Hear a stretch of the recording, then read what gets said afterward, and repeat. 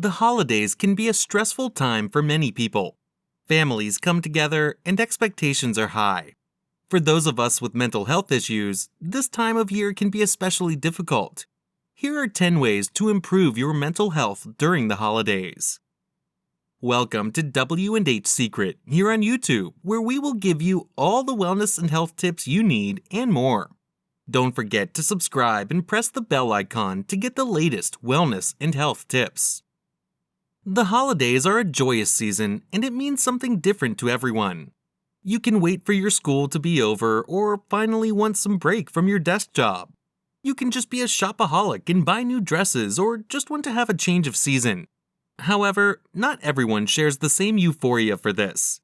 Depression and other mental illnesses are grueling enough and sometimes take a worse shape when the holiday looms over and the anxiety shoots through the graph. A survey by the National Alliance on Mental Illness, NAMI, done on the impact of the holiday season on the people dealing with mental illness claims that it has an adverse impact on a majority of people. In the survey, 64% of participants claimed holidays made their mental health conditions worse. Furthermore, 24% claimed that it made it significantly worse. First, let's talk about being kind to yourself and accepting the need for the hour. The holiday season has a different meaning for everyone. It can be meeting friends or going on a trip. But if you need these holidays to work on your mental health, accept your need and prioritize it. You don't have to conform to the rules set by others or must do the same thing which others are doing. You can avoid meeting your guests or inviting them if it makes you anxious for your own reason. Turn down the proposal of meeting people during Christmas or New Year's Eve. Just sit down and brainstorm what is keeping you on edge during this holiday. Identifying the problem is the first step. Then, next, you could search for the solutions.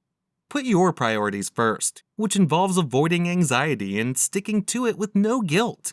Go watch the latest blockbuster alone if you don't feel like meeting anyone. Binge that TV show which is on your list for quite a few months now. Read that fantasy series you haven't taken time out for yet. Just put your needs first for your holidays. This is your time. Second, let's talk about the benefit of having a gratitude list. Roman philosopher Marcus Cicero's quote on gratitude shows the importance of it. Gratitude is not only the greatest, but it is also the parent of all the other virtues. Gratitude makes us humble, generates empathy for everything around us, and also makes us less materialistic. This holiday, make a gratitude journal and integrate it into your daily habits. Making a gratitude journal is extremely easy. Take a notebook or a digital app and write all the things that you were grateful for in that day or the past few months. Forcing yourself to write all these makes you realize that maybe days aren't that dull, and you look for the beauty even in small stuff. You can make a bulleted list or just make a messy freehand paragraph where you dump your thoughts.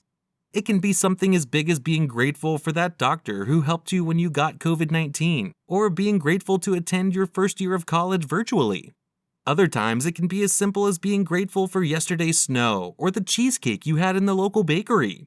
Also, this may be the moment to go for volunteering and help the needy, since it could provide a significant source of comfort, and you can also deal with your loneliness by making friends and being more connected in the community.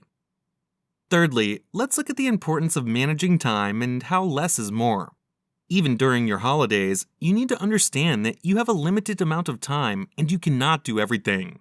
Maybe you are one of those who are excited about the holidays to begin and learn skills and complete a few works and projects. But having an unrealistic list of things could make you feel gloomy quicker than you think. Make a list and prioritize the things that will help you and which you want to do. Maybe the TV series you wanted to watch is not turning out to be that great, so it is better to drop it. It might be the chance that you can study for the subjects that you have not done well in your last few tests. Make a list of things and cross out which should be completely discarded and the ones that could wait for a few weeks. It is important that you give hours to yourself to relax and you are not working constantly and hitting a burnout. Also, be realistic for meeting people. Don't be a people pleaser and say yes to every proposal which comes. Put yourself first on these holidays. Fourth, let's look at the importance of being realistic. Maybe you have this notion that everything would be jolly and your gloomy days would end when the holidays arrive and you visit your dream location. It is vital that you have realistic expectations. Even before the pandemic, the cozy lifestyle shown in those holiday advertisements were simply made up. We all face difficulties at some point in our lives, and it's unrealistic to anticipate anything different. It's not always feasible to select the right surprise or spend quality time with relatives. Even FaceTiming your friends or having a Zoom call to see your relatives could feel tiring or awkward or even embarrassing. Hence, we would suggest that you don't have lofty expectations which could worsen your mental health. Be realistic with the workload you are taking and when you go out to meet people. We are halfway down the list, and it is now important to discuss the need for setting boundaries with surrounding people. The dynamics of a family or with friends can be complicated, especially in times of the pandemic, when the lines between the personal and public space or the work-leisure space have significantly blurred.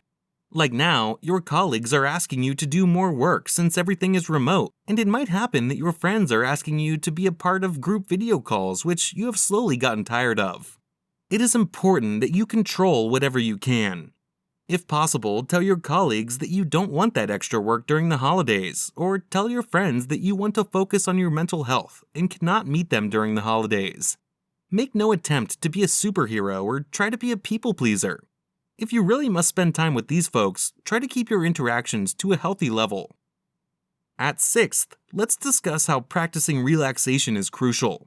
It is important that you start and end your day with a clear headspace, which is not muddled with daily thoughts of inconvenience. Sometimes it might feel that thoughts are overpowering you, and relaxation is the only way to stop the vicious cycle of anxiety and a cluttered headspace. At 7th, let's discuss the need for exercising daily to keep your mental health in check. The inertia of not doing anything physical might be one of the contributors to your dwindling mental health. Modern times are tough with the amount of work someone must do, ranging from your office job to even running errands. The mundane work will make you feel sad over time, and it is good advice that you go out and do any physical exercise. It can be a half-an-hour walk in the street, or jogging, or playing your favorite sport like soccer. It is a myth that you must wake up early to work out. If you are a night person, just exercise at night. It is also advisable that you join a gym even if it is your first time. Shelling a few dollars for a gym membership will keep you accountable. Daily physical activity creates hormones that make you feel happy, and exercise feels like a daily accomplishment.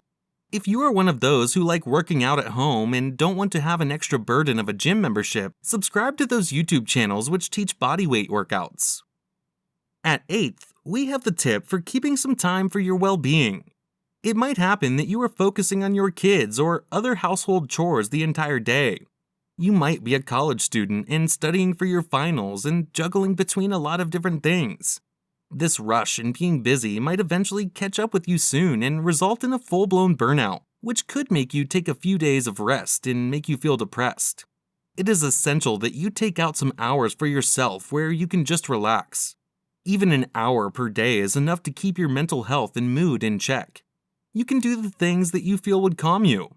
It might be a few minutes of meditation, going for a walk or a trek in the outdoors, splurging on a massage, taking your pet out, or reading a few pages of that summer romance.